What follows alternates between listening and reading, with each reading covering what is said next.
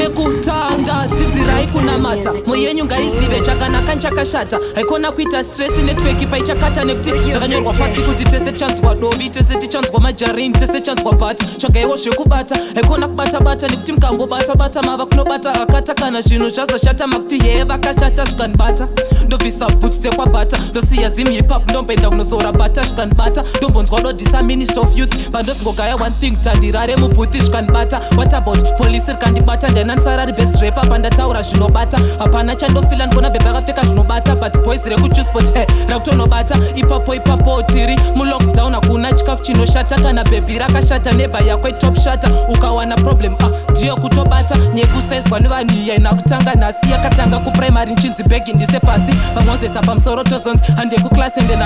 nanhasi ndichingori munhu wepasi bhebhi rangu rine broken heart ndakari palove yemaglasi ndikapedza gore rese chiverenga siri musyllabus ndikaramba kuita woodwork nanhasi ndikurara pasi ende nanhasi pandandiri grade 1 ndefamba ndikatarisa pasi cause ndefamba nchoga macounters patata magrade 2 ndopatikadzisana zvinyanzudzisa kutaura mavogas patanta magrade 3 chikoro ndokubva chaoma chitadza kushandisa marulas patanta magrade 4 zimbabwe ikarowa nenzara tikararama nemabogas patanta magrade 5 ndopatikatanga zvachokwadi kuti mwana haatengwe patanta magrade 6 tandatokura musoro shinzi vasikani hanzvadzi dzenyu havanyengwe patanta magrade 7 that's when I made my first mistake kuvhundutsirwa nechiwedi chinonzi zimsek but pepe ndaimbotye manxa for god's sake sharout kwasikanesa uri kudanana nemadhara vabva pera nebrongwe ndazvichabhadhara nokupromisa ndega karara newe mubhare ndezvagara masina anobva ngoro wamahara sharout voice rangu rese rinoswera pabridge rambai muri papo one day you be rich you've got wings you can't fly so you're like an ostrich sharout kumapasta itamari nemari yezvipo sharout kumaartist ese anoimba ilangeni vamwe vanoimba geisha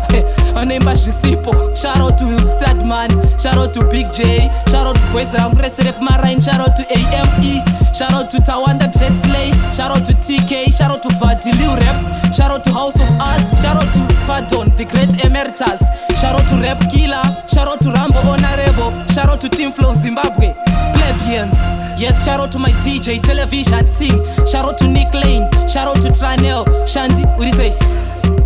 Yes, are you feeling it? One end, voice of the emotional.